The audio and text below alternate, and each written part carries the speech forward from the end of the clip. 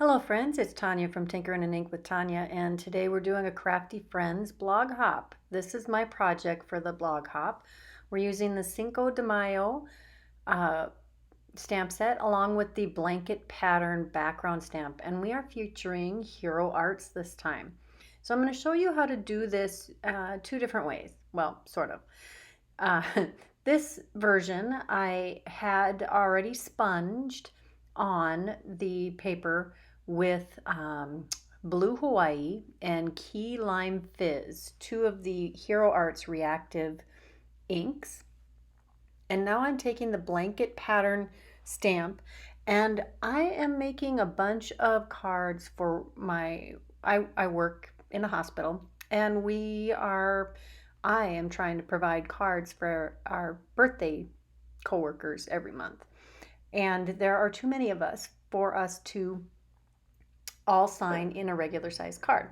So I took this patterned stamp that is very uniform in its design, and I placed the stamp in the middle section of my original size Misty. And then I used a 4.5 by 6.5 piece of cardstock, stamped the top portion, and then shifted it up and stamped it again. There is some overlap of this pattern, but because of the way this design is, it looks natural. It isn't distracting and it looks good, but all of the solid stripes lined up perfectly.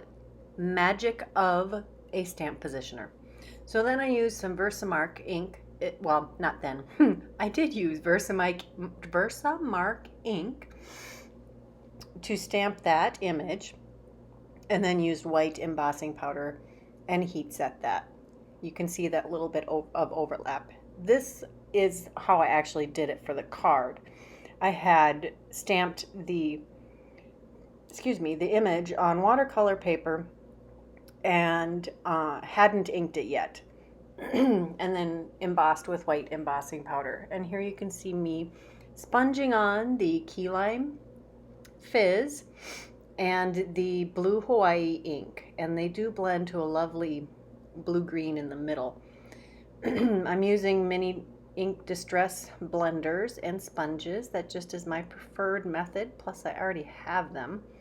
I've taken all of my sponges for each color because I do sponge so often or blend so often. I have a ink blender sponge for each color, and I store them on a piece of cardstock that I have Velcro dots put on, and then I have written the name of each ink, and then I just keep the sponges on that all the time. If the sponges wear out, I can easily replace them with a new one, and they still have a perfect home.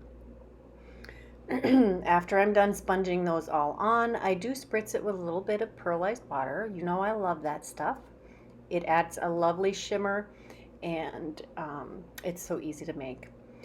So I heat set that, and I won't make you watch the whole thing. I did set it for a little bit, and I have sped up this video a bit. I think 4 times. So I'm really not this fast, I promise. And then I wipe off the extra. You want to buff off the extra ink so that white is nice and vibrant. And there you go. You can see the finished blanket pattern there. So Hero Arts has all of these lovely fancy dies, and they all come with that oval. So I went ahead and cut an oval center out. I didn't use the fancy part of the die, just the oval. I do list a whole bunch of the different fancy dies in the bottom of this, in the description box of this video. Then I stamped a bunch of the images, and I did color those with Copics off screen.